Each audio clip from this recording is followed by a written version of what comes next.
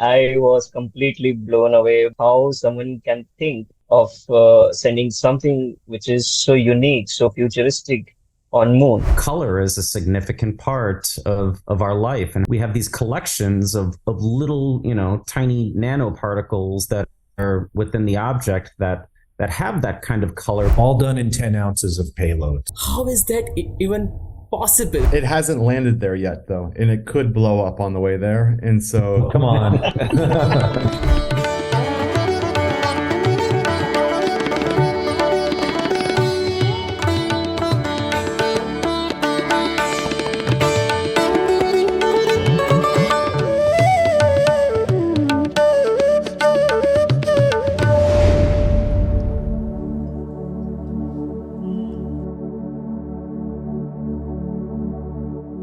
I was completely blown away by the concept and the the idea of how someone can think of sending something which is so unique, so futuristic on Moon, right? And that's how I got curious about what the MoonArk is, and I think a lot of people out here in India as well, and rest of the world should know about MoonArk. So I think I would let Mark take over, and you can actually start with the purpose and the vision of what the MoonArk is all about. Sure. Yeah. Well, thanks for the opportunity to speak about the project and to meet you guys today. We're excited to be here with you.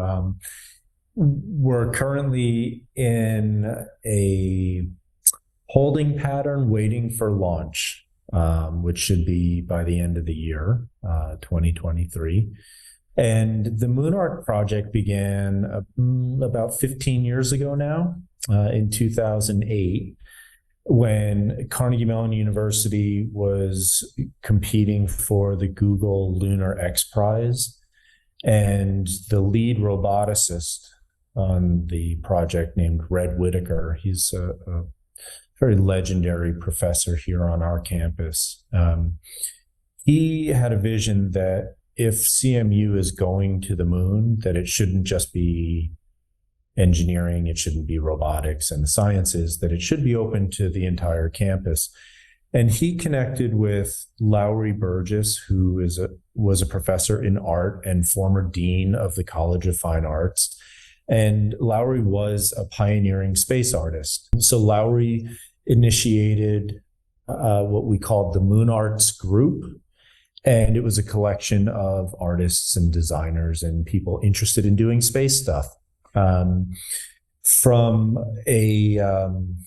I guess it was, sort of an open call for participation, and about a year to 2 years of exploration, the most viable project that came out of the Moon Arts Group was called the MoonArk. It became known as the MoonArk, which began as a time capsule concept, but quickly turned into something way more complicated, more robust in terms of a poetic narrative, and something that had never really been done before in terms of putting cultural markers out into space. The intellectual challenge for us was, well, how do we make it not a time capsule? How do we not make it a repeat of what's already been done? And so we embarked on a very open and collaborative process to make connections with people doing interesting things all across the world that we could pull together, and to see, all right, if we make this collection, what stories emerge from that? And I think after a couple of years of working to collect these things, a narrative emerged, which was then turned into or translated into some form and shape grammar for the object.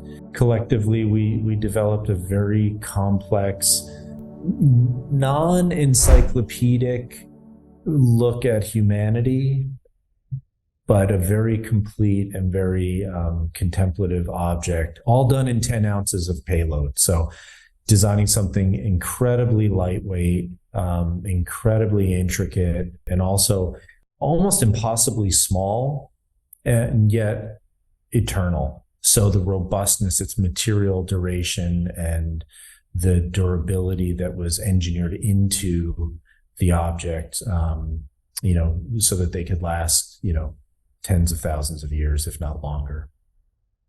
I'll invite maybe Dylan and Matt to add a little bit to my very long description of the run up to the MoonArk. We often describe it in a lot of different ways. Like we have, a couple sentences that describes it, to this audience or that audience. But, we like the pressure on making something like cultural payload and, speaking for, the larger kind of global community. We oftentimes, like if you were to go through the streets of Mumbai, you would hear music and you'd smell perfumes and you would, have a little bit of moisture from the air conditioning coming. Like, so that idea of like moving through space and these things that you hear in one ear and then you smell in another. And so just kind of creating this rich tapestry of like sensorial kind of experiences for you to go through. And so, flowers and pollen from around the world and, but also perfume that was designed for the moon and poetry to the moon and kind of like all these different kind of means of communicating. That, try to embed in this object through the 4 different chambers. Yeah, and I'd say that we spent a lot of time in the very beginning just trying to like through the constraints that Mark was talking about, and kind of the process of just collecting information. Like, oh, this might be interesting information to make a part of this, and not really knowing what it was yet or where it was going to take us. I think through those constraints, we were able to begin determining the form of the object and how that would then allow a lot of what Dylan was saying, when it comes to like the kind of emotional side of things, the human quality, the nature of it, how the two could, begin to come together, like, little kind of turning points or breakthroughs that we had, involving like color as a significant part of our life, and how might something like that like literally be able to become a part of it. And so it's interesting that, like we have these collections of little, tiny nanoparticles that are within the object that have that kind of color, but then there are also moments where the murals that we've created that are printed with color, and the sort of idea that this is going to, because it's going to the moon, it's going to experience tremendously harsh conditions, and certain materials are going to, thrive isn't the word, but certain materials are going to kind of sustain the way that they are, and others are going to degrade. And I think as that was occurring, like we were bringing in more and more people. I don't think it was ever was it the intention in the beginning to make this like an insanely huge cooperative project involving so many people? Yeah, I mean, like we knew that. I think we were following. Yeah, we were following the project.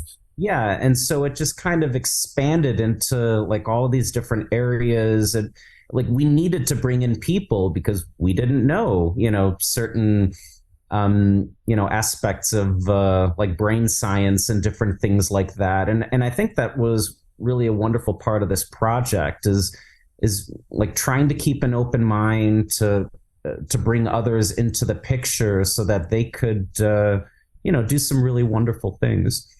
There's a certain level of responsibility that it was like, just to democratize whose voices are being shown and whose stories are being told, and to not work as a gatekeeper, but more work as a person that brings, as many different kind of eclectic views on things, but really interested in these shared experiences that we have between different parts in the world, and kind of bringing all those voices together to kind of hum together. So, I have so many questions, but I'll go one by one.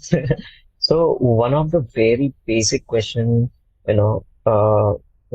which comes to my mind, and which was in my mind, there are so many planets and so many things in the universe, right? Then why moon? Well, for us, the moon is something that all humans share. It's an element that's in all of our lives. We can see it every night or almost every night. And we all exist under the same moon.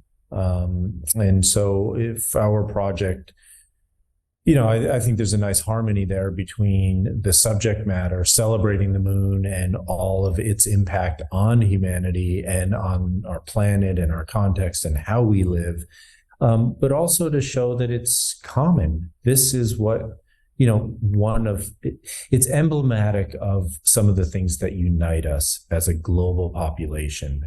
So to build off that really quickly, I think that, and I've talked about this before, but the moon is aspirational. But the project for me personally, especially in the beginning, was a lot about faith, and faith in each other, and faith in like this. Again, it sounds corny and kind of trite when I talk about it, but it is important, I think, to state that, you wake up every day and you go through these motions and you do these things and you don't really kind of understand what's in your hand and what's not. There's all, as you talked about these things that we don't understand, that we're not conscious to. And so that idea of believing in, the process and each other and reaching out and making connections across, hundreds upon hundreds of people with the same kind of shared goal. And that's just for the MoonArk, let alone all the like the actual smart people stuff, like the rockets and the landing on the moon and all that, like all that stuff that has to come together. So, all these things that divide us, that idea of us all working together on this, the MoonArk, this goofy project, the MoonArk, but then more importantly, all the people around the world that had to make that ship go. And so like that idea of people coming together for this shared aspirational thing, for this aspirational object that we all share together. The poetics in that was, I think, a main driver. Yeah, we knew that it was going to take some pretty advanced technologies to make this actually happen, to have it materialize. And so like micro etching and 3D printing played a role amongst like many other technologies. But it's interesting that like something that was absolutely crucial to make it entirely come together was a person to handle like much of the metal work that was taking place. And like one of the first persons that we reached out to is Mark Rooker, who was responsible for like all of these like tiny miniature sculptures and micro welds, like welds that are we were watching them through a camera magnified many times, and so it was also interesting too that those two needs came together within this sort of shared balance of like advanced human technologies and just simply the human hand. We wanted both of those to be a part of it. We didn't want the object to become something that was, as a material distanced from human nature. We wanted those aspects of the hand to be present throughout. And so like both of those sides had to come together, but in meaning and also in material. Well, yeah, I think the original question was why the moon, right? And so Yes. really what I think we're saying is, representative, that the moon has inspired people for so long. It's been a subject of artistic expression through poetry and stories and painting and sculpture and so forth. And it's familiar yet very foreign at the same time. We can't all touch the moon, but we're all shaped by it. We're influenced by it directly. And when we talk about consciousness, I think the point of our project is to raise consciousness about the things that we tend to overlook. Our global society operates at a frequency and a pace that's so accelerated these days, and to cause for an intentional pause in our lives to look at something for a moment, like the moon, to gaze on the moon, or to create an artifact that directs our attention to highlight that relationship that we do have that we're not always very present with. I think that's a pretty special opportunity. And so for me, that's why the moon. I think it's an important actor in our lives, whether we're conscious of it or not. Okay. That's really true, because even in when we speak about Indian culture, and if you must be also aware of it, that Indian calendar is based on moon and moon cycles. So yeah, I think we share a great relationship as it is with the moon.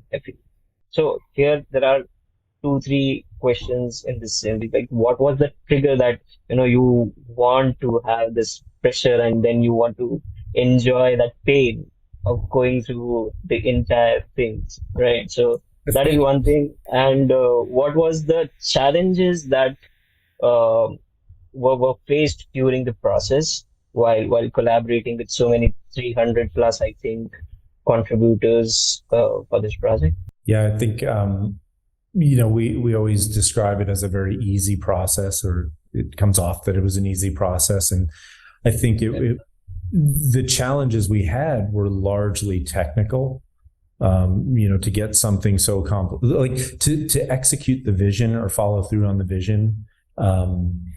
When we ran into technical challenges, there's trade-offs. You change the form, or you change the contents to accommodate, or you find the right partners who are willing to experiment and find new ways to do things. It's an aspirational project. At the beginning, we sold the idea of it to people in order to have collaboration. And once you start developing things, it looks real. And the only thing that's guaranteed is the space that you have on the spacecraft, that you have, payload allocation, and the certainty of that and the allure of space brings so many people to the table. We never engaged with someone who said, that's a cool project, but I don't think so. Everyone we ever talked to said yes, because they want to do it.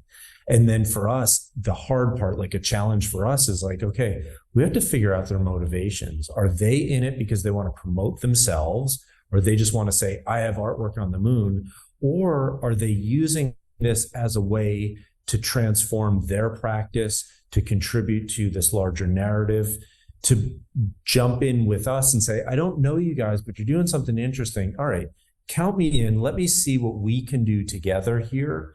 And that, I think, became really special. I think we had just about 300 people on our team, the large contributing team, but we describe it as 300 or 9,000 because we have one disc designed by David Newberry and Golan Levin that has 8,700 different drawings on it. So 8,700 unique contributors to that disc alone. So we could have 9,000 collaborators, but we don't know them. But yeah, so, I think the challenge is that a project that starts with an open framework can sprawl, and it takes a lot of conversations and a lot of trust among the 4 of us managing this project to act in parallel and then in concert with each other to make sure that everything got honed in a way that, the people who were not there for the right reason, we could hold them off, or someone who really wanted to steer the project or have more of a voice in it and was exerting themselves, that we had the collective culture around the project that really worked to minimize those things. And so that's what I discovered in working this way. The challenges are always going to be there, but it's how you work with each other that gets you through them and gets you into a space that maybe you couldn't predict you were in, but you end up in a better place. On a lighter note, I want to just ask you, is it easier to work with people or technology? Which technology? We're talking about rocket science right now, so You don't know anything about that stuff. Matt alluded to them a second ago, but like I mean, we've been saying pretty high level, but like there was some specific moments, like things that were really, really important to us, like color. That idea of the bringing something like almost like a Fabergé egg, like this beautiful gift to the moon. Like we talked about it as like we're putting all this technology, which is beautiful in its own right, but we wanted to give this beautiful gift that was just like, ornate, full of diamonds and like really, hand done gold. Like this gift to the moon is for being such a beautiful presence in our life. And so, that idea of color was really important to us. And we worked with some amazing people that were, building, polymers for us to, coat coloring, to coat color images in there. But just the extreme 200 above and 200 below the temperature shifts just causes any materials just to, eventually break down, and in some cases break down very quickly. So, we go from, we wanted these really nice color images to, yeah, those are only going to last for a few weeks. And so like figuring out ways of building poetics in that failure. So there's like timekeeping mechanisms built into the way it fails. And so some things will last forever. So the example is the murals, like the wraparound images. So it is laser engraved in there, a really detailed laser engraving that will stay there for, tens of thousands of years. But then there's also color images that are precisely kind of put on top of those, and different colors in those images will break down at different rates. And so there's like trying to build in conversations around our limitations. So building poetics in the failure was another interesting thing, or was very interesting for us. Another thing that was a big thing that we don't like to talk about because it was a rocky phase in our lives, is that we're okay in our field. I teach photography. Mark and Matt teach industrial design. They're amazing at what they do, but we just never did this before. So like we built this aspirational object that was like, cool, let's do all those things that we just talked about. We're going to do all these things.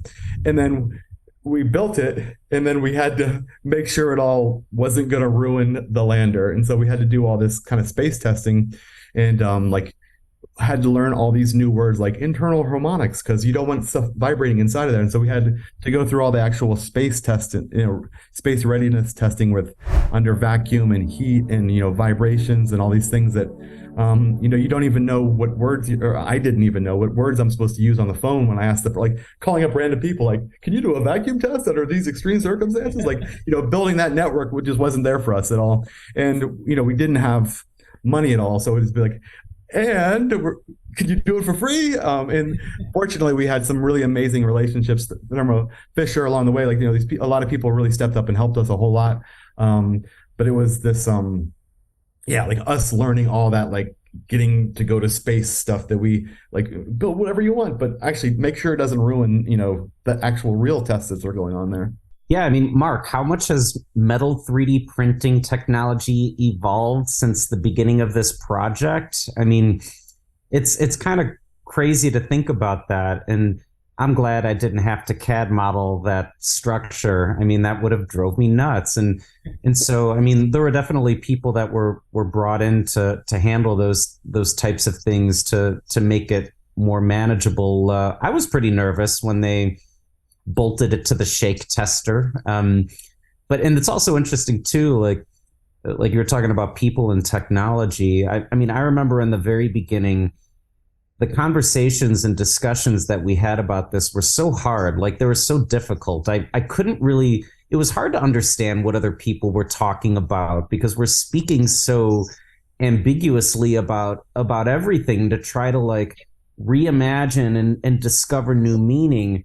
But for me, that side of it, like it was hard, but it wasn't painful. Like it was really interesting and fascinating and enjoyable to see, like to have those conversations kind of unfold and take shape. And so, yeah, like the pain of it, like it's interesting. It's like you have to suffer, I guess, Yeah, really. Yeah, it makes it more worth it. Yeah. Yeah. Really, really quick story. When the cages that you see, we printed those 13 years ago. And Mark called up a lot of people, and a lot of people laughed in, our face, like, nah. And at one point, and so like the actual technology just wasn't there to do it. And we just ordered the cages off an internet site for $120, just real recently. So it's like the actual printing technology has come so far. So we like to think we were at the forefront. Not really. We just like had this idea and we didn't have much mass. And so we're like, can you make it really, really strong and really, really thin? And they're like, yeah, that just doesn't work. And so, yeah, but it's changed so much.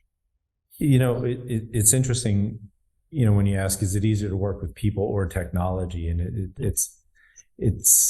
technology has limitations, and so do people, but under the right circumstances, you realize that people don't have limitations and they can make the technology stretch. For instance, we were looking at fabricating diamond wafer discs, but they were too heavy.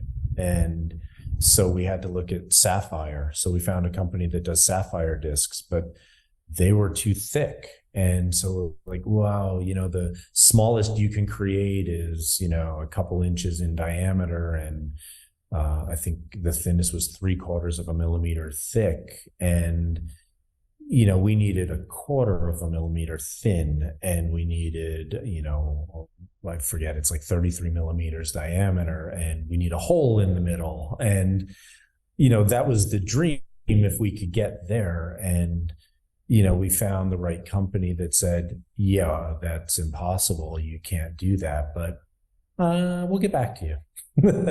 And they did. And they said, I think we could do it. Actually, we figured a way. So when you find those people, and I really believe like we didn't look too hard. I think those people found us because, we often say when you're following the project, you can't steer it. And the people who come into your orbit are attracted to it for some reason. And the call you make when they don't laugh at you, you realize that's the partner. That's the person who's there right with you saying, okay, the technology is right here, but I think we can push it a little bit. And let's see, what's the worst that could happen? It can't be done, or it breaks, or we can't provide that for you. So those are the people that, they were able to, the MoonArk actually influenced their practice or their company in a very positive way. Yeah. So, Are we talking too much? Are we talking too much? Sorry. No, I think Your stage. we are really loving it, I think. And what I feel is, it has been such long years that you guys have stuck with the idea. And it's not easy. It's not easy to be, stuck with that idea and then fulfill it, and complete it. So a lot of times, when we see movies, okay, I write also, so I know that there is a plot point. Okay, there's a point where you have to make that hero, lose everything, because that's when, audience, would be very emotionally attached. And then when he survives through that stride, that's when you actually get that, wow moment. So was there that low point where you thought that, this project will not go anywhere? This is, we have wasted so many years of our life into something like this, and now we have even more people with us who will be, questioning our mind that, why are we associated with them? Was there any that down point? It hasn't landed there yet though, and it could blow up on the way there. And so Come on. Come on. So it's not there yet. So that low point could be. It could happen. But it's funny. Like when I think back, I'm always impressed by people who contributed early on. Like they made something for us, or they gave us images, or contributed in some significant way, and they were getting press before we did, before the project was even really announced. People are on, their local news and writing papers and like, oh, we're going to the moon, and telling us what the project is. And it was an amazing thing. And that's when I realized, this is affecting people. this is really influencing people in a very wonderful way. And I wasn't jealous of that. I was like, whoa, I didn't even think to leverage this for, press or any benefit. It's weird. As the project director, I often feel like I'm behind everyone directing it. Like, I'm not out in front saying, hey, we're going to go here. I'm sort of watching it all emerge. But I did have that one moment where I was traveling and I had to call and speak with Astrobotic because we were overweight. They'd originally given us 3 ounces and we were projecting more at about 9 at the time. And we netted out at 10. And a bunch of emails went back and forth. And the moment for me that really almost killed the project was they said, look, you can't go over 6. And I said, okay, so we could send half of it, or we could start taking like unbolting pieces, like critical pieces that the narrative would be even more incomplete. And then I was thinking, okay, well, what goes on mission 2 that completes the set with mission 1? And like, and I'm in a hotel room in Toronto, like calling Pittsburgh, going like, okay, well, I got to figure this out. And that was a moment where I had to problem solve on behalf of everybody. And no one wins at that point because it was the collective that made it unique. And as soon as you take one piece out, it's not the same. And we're talking about dismantling it. And Astrobotic is a wonderful partner. I mean, they are facilitating the whole thing happening for us. And we know we've contributed that cultural component to their mission. And we're very, very happy that partnership has happened. But they said, we're going to have to think on this and give you a call back. And I'm like, okay, well, anything that you can do, just let me know. That was the most anxious 45 minutes I've ever had. I figured, oh, this is going to be weeks. They've got to, like our, extra few ounces is going to make the spacecraft tilt. I'm thinking like, what, like, it's only 3 ounces. Like, what are we talking about? And they called me back and like, you're fine. Don't worry about it. We've got it. And I was like, okay, great. Thank you so much. Bye. I wanted to ask why, like what changed in 45 minutes, but I was like, don't push it. Don't push it at all. So we were at 9 and then we netted out at 10 and just said, we'll just keep calling it 10 ounces as if it's always been 10 ounces. And they're like, oh yeah, it's fine. You're fine. So, but those guys are amazingly led. Like Astrobotic has just a wonderful, wonderful leadership that sees, a really, the big picture and kind of understanding that it's a staggeringly well run company. So we're grateful to be a part of that relationship because, that's, their livelihood is based on this, and we're just benefiting from such a great, amazing company. Mm-hmm. And so that's like the technical and technology side of things. I think for me, maybe in the very beginning, because in the very beginning, we just kind of talked a lot. We talked for weeks. What are we doing here? What is this? What might it be? So on and so forth. And so there was kind of nothing there with exception to conversations and maybe some drawings that Lowry had done years past that we were kind of going based on. And so it took that kind of first moment where we made a prototype of something where it was like, all right, like we're going to start bending cardboard and cutting paper and like tried to like, without knowing at all what this thing is, let's just try to make what we think it might be. We're prototyping, we're modeling our ideas along the way. And I think, once we started to make a few of these versions of what it could, and I think the first one, it might have just been like a cardboard tube or something like that had like large photographs rolled, or maybe even a poster, or something like that. I don't know, it was sitting in the corner and we just kind of cut it in half and started drawing on it. For me, that's when when things started to become real. And so maybe it, not a matter of when might it have all stopped or fallen apart. As there's something about that beginning, but then starting the drawing process, like sketching, drawing, and model making to create this ongoing materialized form. That kind of always made it seem like it was going to happen no matter what.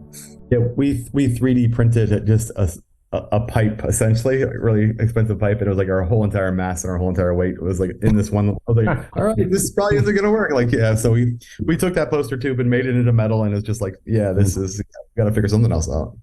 Yeah, I think we were weighing paper models and they were too heavy. It was like sort of like, what the heck? But we had to keep making stuff, making more. Yeah.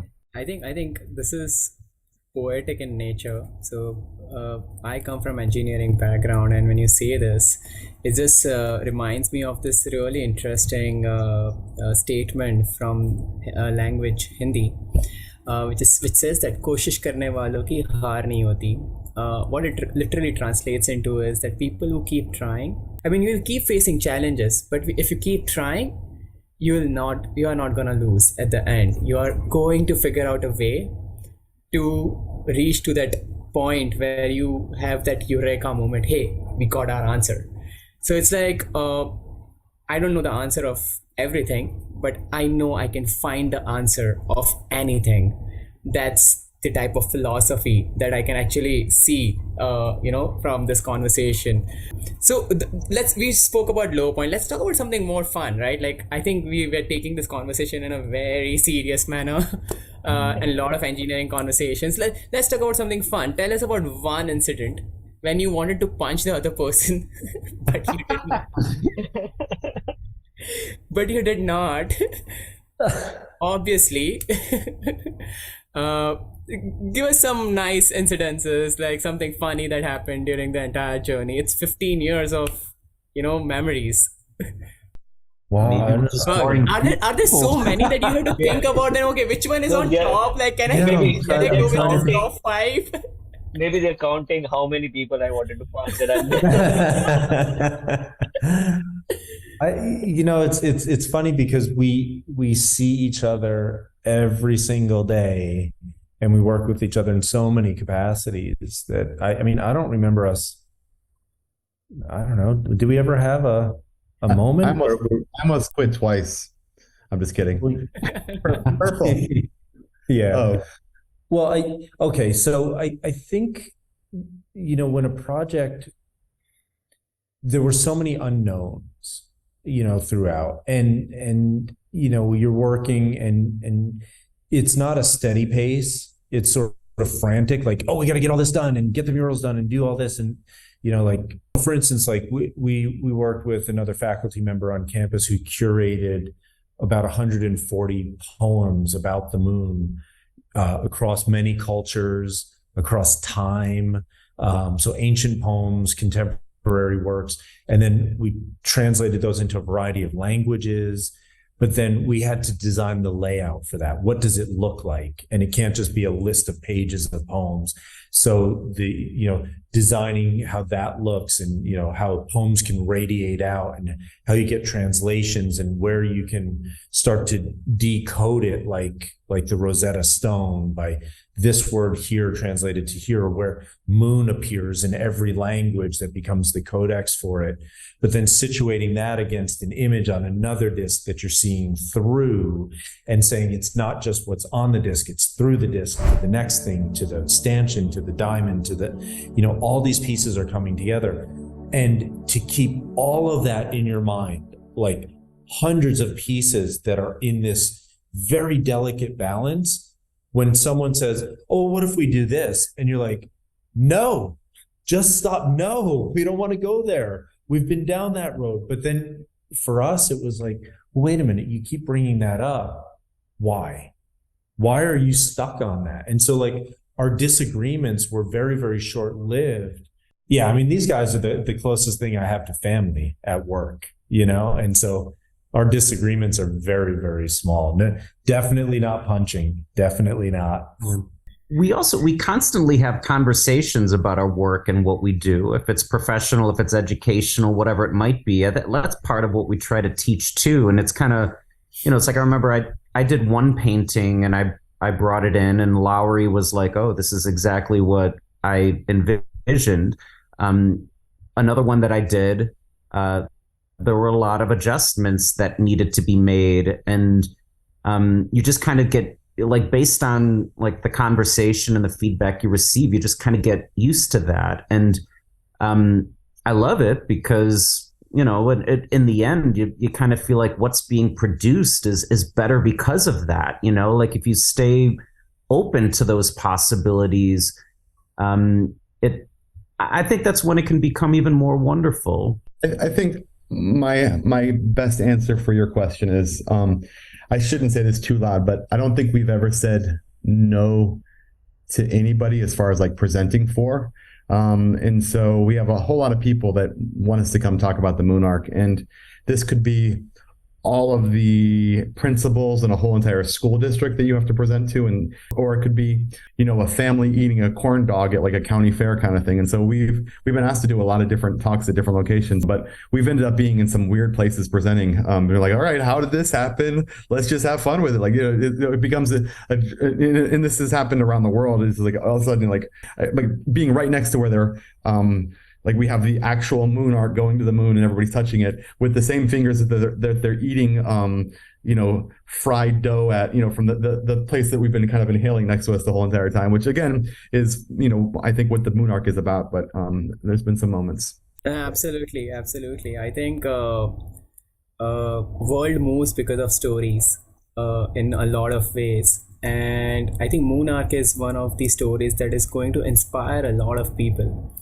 And how we present that narrative for the target audience that we are talking with makes a lot of sense. So totally understand what this entire experience could have been. Of course, I wish that I knew about it earlier, and I would have also told Mark the same way, hey, you know what, I don't know how this is gonna go, but I would definitely want to give it a shot or something.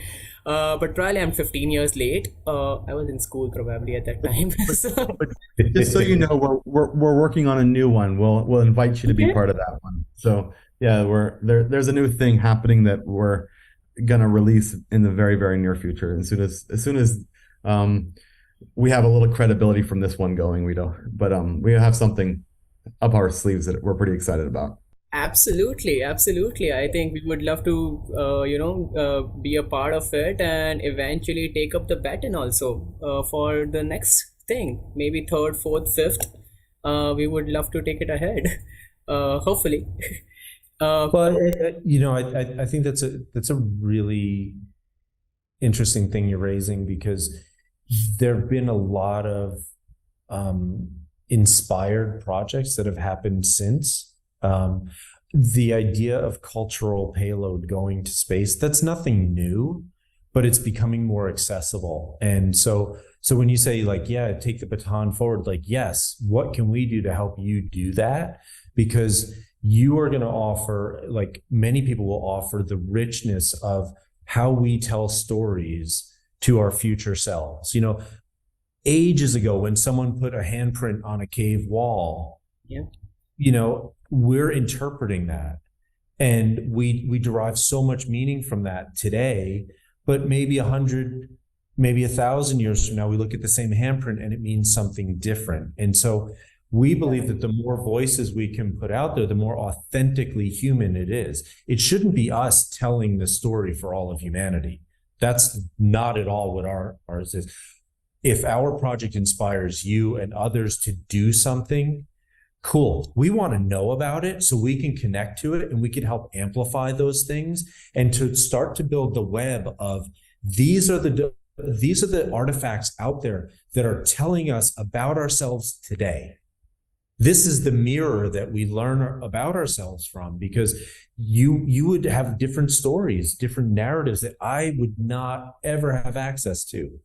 And if we can connect to that to show the richness, that's really special. Just to add to what you're saying, I think it's not just about inspiring people, it's also about pushing them to do something new, something beyond their limits, because we are mentally blocked by our own limits. But when you said 10 pounds, is honestly in my mind, that's so lightweight. I was like, how is that even possible? When I came to know about it for the first time, I was like, how is that even possible? How are we sending so much of data in just such a small capsule? I think one of you mentioned very beautifully that technology has limits but humans do not.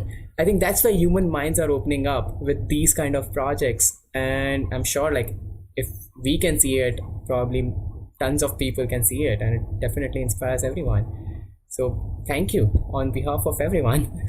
So, Mark mentioned and gave the analogy of the cave person where, he had imprinted his hand and then we are interpreting it in a different way. So, what I was actually when I heard about this project and then when they also said that so I was really confused. Like, how would so many people's artwork would go into that small museum? And then she said that, it is carved and engraved into that thing, right? So was that an existing language that you have developed for this thing?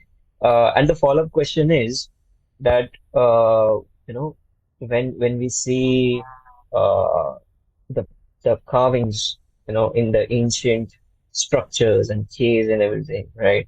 So do you think that, those things are also a set of data where so much of information might have coded into that, and we are the ones who are not able to decipher those things? Okay, the entire thing is encoded in various ways. So there's physical artifacts. So as we mentioned, there are real rock samples, and there are nano structures for to create structural light. There are substances and aromas and visual images and engraved music, and so these are all artifacts. And when it comes to language, like written language, we're reflecting today's language. We're not inventing a new language for someone to struggle with today and in the future.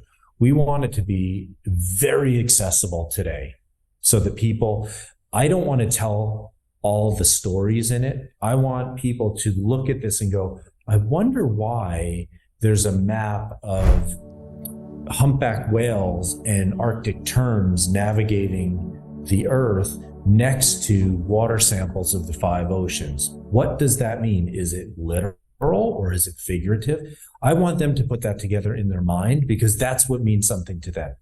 So just like an archaeologist would use the clues that they find to say, okay, I think this is what it means, and that's what it means until I'm proven otherwise.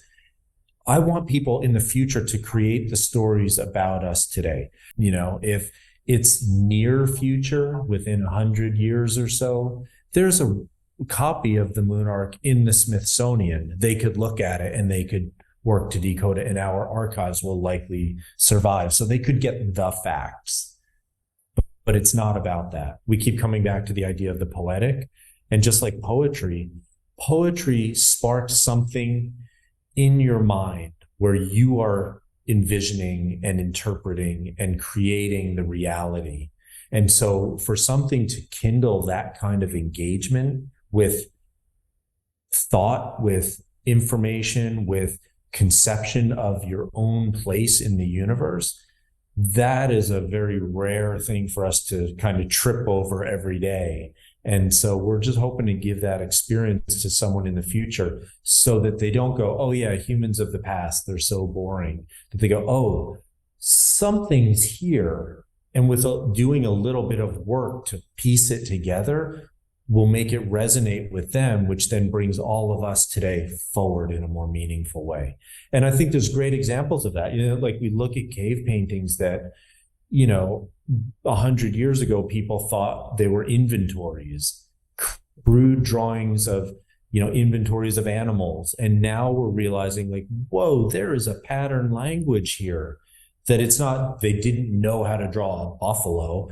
That was their symbolic representation of a buffalo. They took the photographic world, the photorealistic world, and they distilled it down to a symbol. And it meant something to a broad range of people. That's humanity. That extension, that creativity, that is what links us all together.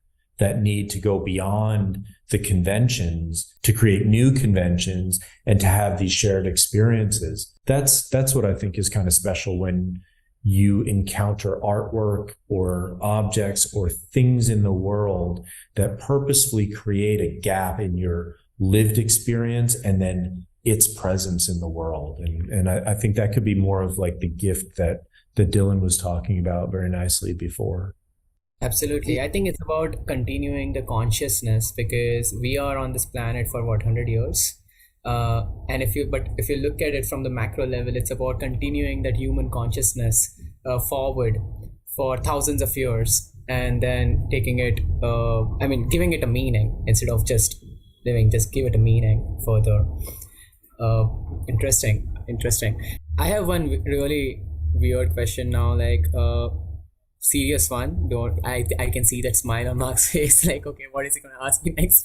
So this one is a serious one. So when we talk about MoonArk, I think we also have to talk about Voyager, because human history has been sent on Voyager in the universe 10 and 11, I believe.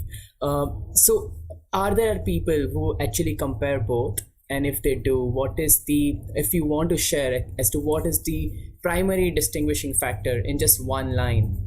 Yeah, no, that's a great question. And we've thought about this in a couple ways. One, consciously, like, oh, well, we're not going to do Voyager. That's been done. And that is an incredible thing.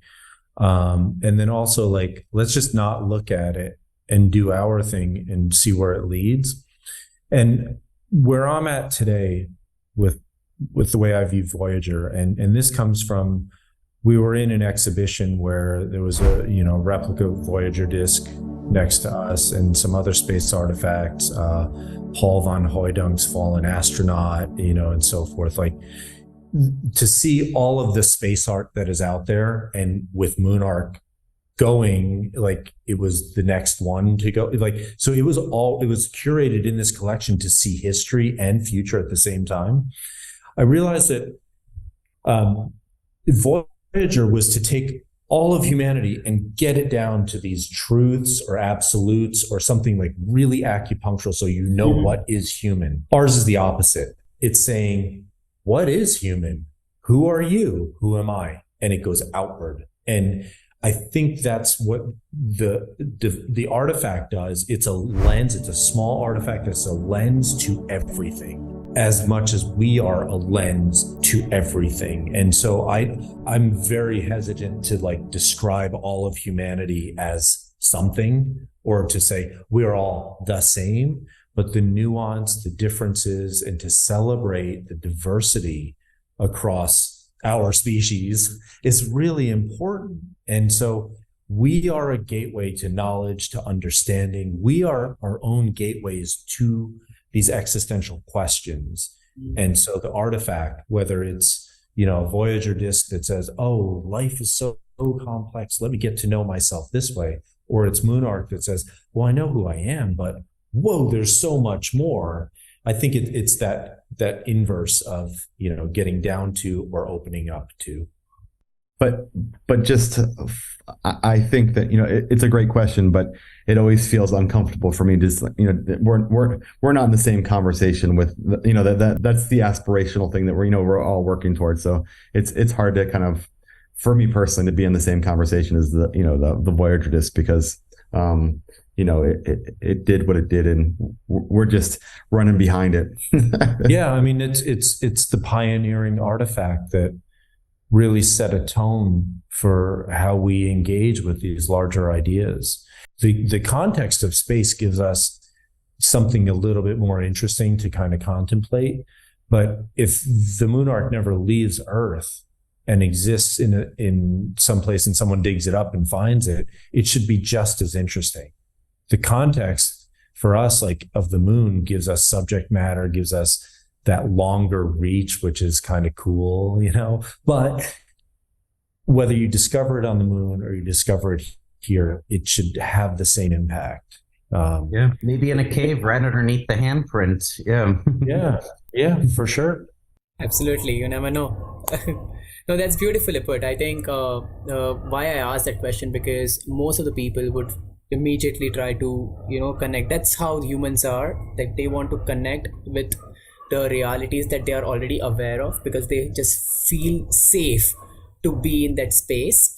And I think that is where this differentiation was very important for every viewer out there, because everyone would start trying to, whoever knows about Voyager, they'll start connecting it. So I think that's beautifully put. One more follow-up question. I would just add to that. I would hope Carl Sagan would go like, all right, that's pretty cool. What you guys have done is pretty cool. Like, I don't ever want to compete with history, but I want to celebrate it. And that's why, I'm perfectly fine being the middle child. Like, the MoonArk didn't come first and it won't be last. It's a step in. And if it can help accelerate that or help encourage, then Voyager did its job for us. We'll do the job for the next, and the next will continue. And I think that's interesting. Absolutely. I think this underlying philosophy, I love that part, by the way. Out of this entire conversation, that one thing that I am taking out is the collaborative aspects of it. I think that's beautiful, because we are not competing here. We are actually showing that we are a single unit, and we are putting something out there. I think that's amazing. One more follow-up question on this conversation. Now, when we are talking about humanity and putting out human perspectives for the future generation, we talk about a lot of positives. We also have a lot of neutral stuff, and we also have a lot of negatives. So when you were trying to filter out what goes in and what stays out, what were the thought processes? Like, what really was the filtration criteria? There's a driving metaphor behind the MoonArk, which not a lot of people know. They might arrive at this understanding, but the 4 chambers exist in pairs on the lander, but they also go together. They can be assembled together, and each chamber is a different chapter. So we have the Earth chamber, which talks about our natural and our human-made contexts. There's the metasphere, which is the space between the surface of the Earth and the surface of the Moon, which largely talks about our communication structures and the technologies that link us all together to, have language and so forth. Then we get into the Moon chamber, so you can feel us like going further outward from Earth. And the Moon chamber is a museum in its own right. It's a museum within the museum. It's like a particular gallery devoted to the Moon, where we're celebrating history and we're celebrating contemporary celebrations of the Moon. And then we get into the ether chamber, which is the very, very top chamber. And that is looking outward to the great beyond. So everything past the Moon, past our solar system that we really don't know, and we won't come to know for some time. And so in a way, when you stack these 4 chambers, and they're only this tall, it's sort of like humans a human with their feet on the ground in their context, moving upwards with their head open to the sky and contemplating, and you get very concrete, literal Earth stuff, rock samples here, and you get poetics and infinities and contemplations and alignments and star maps and concepts that align different aspects of the flows in the universe that link to us through the Moon. Like, there's all this stuff that we don't know, but we're making sense of that stuff. And so that depiction of human and those chapters really allowed us to make fitments with some things, like, oh, this is a good thing, it goes here, or this goes there, and if this goes there, then this goes here. And those pairings, really, really work. But in general, like, the goal was to celebrate humanity and really show good stuff. And so 2 hard points of criteria were that, 1, no famous people, no famous artists, no Picassos, no Van Goghs, none of that. This is about human endeavor. It doesn't mean that that's bad. It's just they have vehicles to celebrate their work, and this didn't feel appropriate for that. This felt more about commonizing the experience and getting more people involved. And the other thing too is that for all the goodness, we have moments that start to talk about human impact. And so we get into, let's say one example is we have waters of the earth. We have the 5 oceans, and we have a droplet from each ocean. Okay, so they're co-located. But we also have a droplet from what is, at the time we collected it, was the most polluted river in the world. So it's in India, of all places. So we have that, and not to say like, oh, that's bad and this is good. It's the reality. And the reality of being human is that there is good and bad, and there's intention and impact and so forth. And I think it's all intertwined in the, through the narratives of the MoonArk. But I want to point out one thing too, that the MoonArk itself is about that impact, because we are acutely aware that we are invading a foreign context, a foreign ecosystem. The MoonArk will be something, it's a foreign element. It doesn't belong there. And so its presence, or we believe, at least I believe, that the importance of it going there to draw our attention to those issues and to think not only who we are today and to raise that consciousness, but also to question, why are we going there? To what end?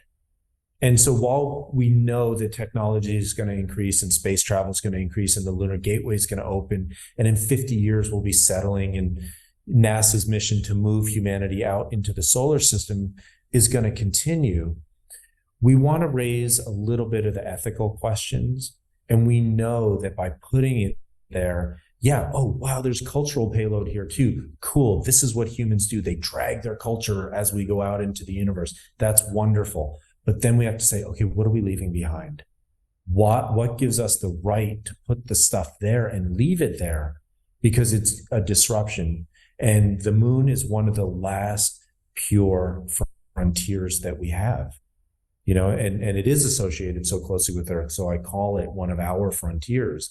And the more impact we have on that, the less moon it will be and the more human it will be. And so we want to be able to have a platform to talk about those issues. And while people go like, whoa, MoonArk, it's so interesting and does all these things, we're like, yeah, but are you thinking about this? And that kind of takes people back a little bit, like, especially like when Dylan was saying, like at the county fair, when people are like, wow, this is really cool. I want to put stuff on the moon. Like, well, okay. If you do, did you think about this? Oh, well, no, I didn't. Well, maybe I don't want to do that, Well, why are you guys doing it? So that we could have these conversations, So I think the artifact acts as an agent that way, again, for intentionality and then impact. Yeah, so we knew we were going to leave most things out. Just because of, all the limitations, but we tried to figure out how do we build, this narrative that we're kind of interested in. So not taking much of your time, guys. Just last couple of questions, very small questions. I think there are 2 twin capsules, if I'm correct, right? One is going to the moon and one is here, right? So is there a difference, or are they identical, exactly the same, and why it is on Earth and why it's going there? And the second last, the follow-up last question is that when it will launch. Okay, the launch right now is targeting early December. Mm-hmm. I mean, they're fairly certain it's going to be 2023. So that gives us that window. And the other question was about the twin.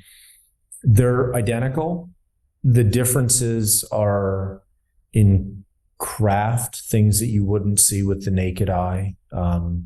Just a couple minor differences between production 1 and production 2 that, we made a modification or something, but they're both built to the same design and engineering specs. The twin was created as a backup in case the first one, something happened to it. When we were in the thick of our touring phase, we worked with the Carnegie Museum of Natural History, who put the the moon-bound one on display in a wonderful display case out for the public to see, with alarms and cameras. And it was in the safest spot it could possibly be in, waiting for the launch. And we took the twin all around to a lot of the places, and we felt some comfort knowing one was safe and the other one, was sort of like the public domain one. But the idea in creating two, not just the backup, was that if the one goes to the moon, then we have record of it, because people may want to see it. We may want to see it. People can learn from it. If at the time before it went to the Smithsonian, we thought, oh, well, maybe the touring version will go to the Carnegie Museum, and then we could use it as teaching apparatus and bring our students to it and dissect it and start teaching about space art and, some of those considerations. But, now that it's in the Smithsonian, it takes it takes on a different role. All right, Dylan has to leave. Thanks so much, Dylan. Oh, you gotta go. Oh, so literally have to go. Thank you. I'm really grateful for y'all's time. Sorry to get off a little bit early, but my kids will be mad at me for school. But we're really, really grateful. Thank you. Thank you so much. Bye, Dylan. Sorry, Matt, go ahead. Yeah, I feel pretty similarly about it. It's sort of like, in industrial design here, we develop objects and then they go out there into the world, but our sketchbooks stay with us. And so I kind of feel like one of them is sort of that. It's like this sort of evidence of the process that took place. And it doesn't necessarily mean it has to, be that way for other people. Maybe just for me, or to Mark's point, the sort of the possible activities that can come from it, simply for being here, because we have some sort of more direct contact with, as compared to the other one, which there's like a nice kind of pairing there. The other one is gone. There's mystery to it, and so there's that kind of, I think that pairing there that's kind of interesting too. So I was just curious to just share two images with you.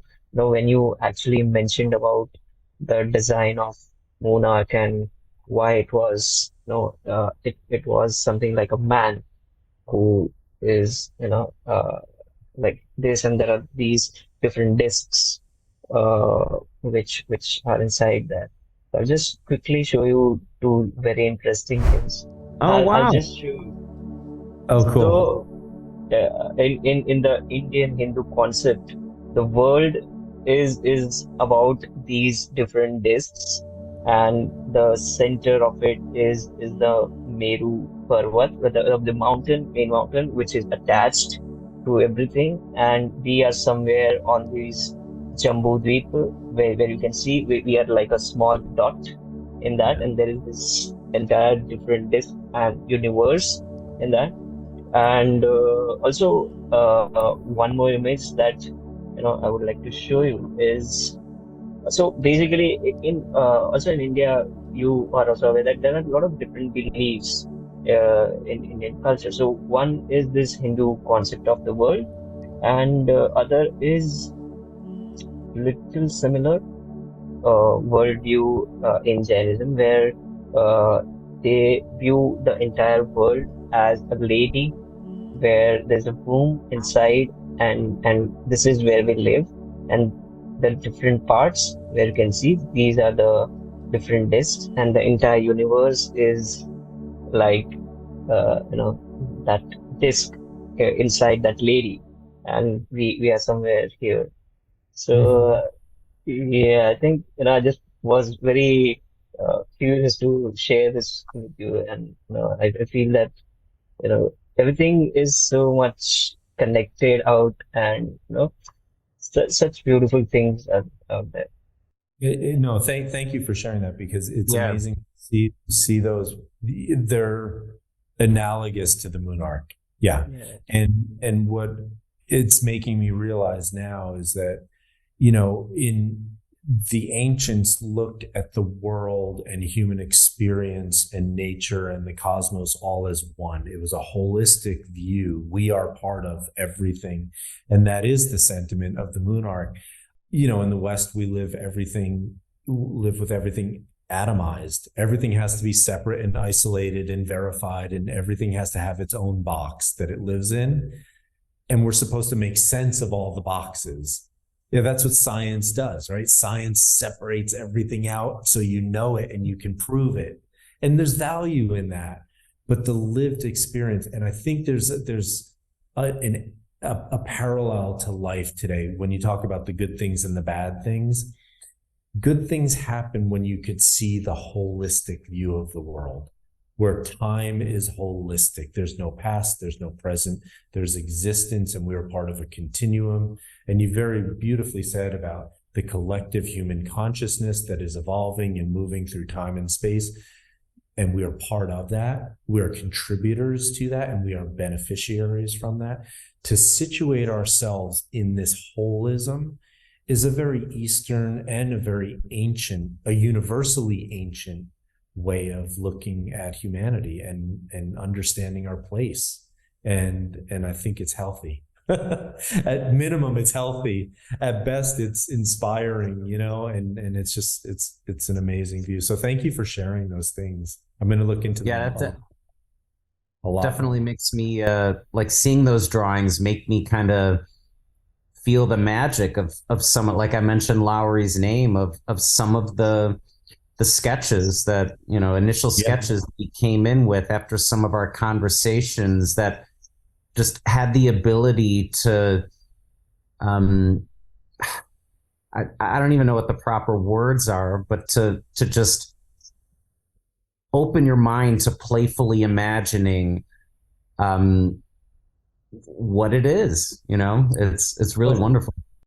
I have a follow-up, and this is the concluding last question. We'll not, You've been saying that for the last 3 questions. No, Mark this is the and concluding. both are going to be No, like, because okay, we never felt like punching anyone, but Chintan, now you are pushing the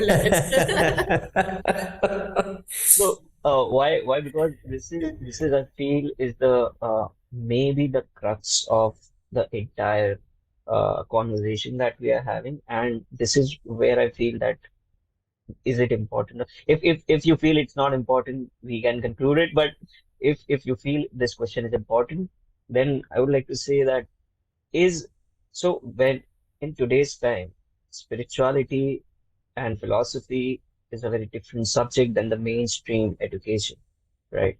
Do you think a combination of spirituality and philosophy in the mainstream education is needed to achieve something which is, bigger and beyond our imagination? Matt, you want to go first on that one? I don't know how to answer that. I mean, other than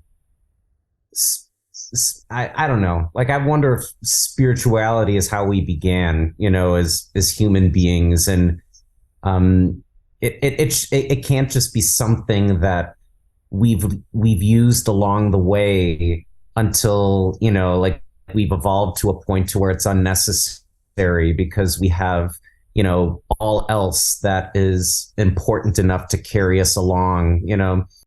I don't know. It's like, what's true, what's not true, I don't really know, but like the power of being able to use for our brains to be able to work that way is something that I think will always be absolutely important. And like, I don't really teach, I don't teach, anything sort of spirituality based within any of my classes, but I try to make sure that, like, when we talk about stuff, we're doing it as much of a well-rounded kind of person in mind as we possibly can, so that we are open to those types of things, because I don't know, like it challenges us. It challenges us in ways that I think that's very wonderful.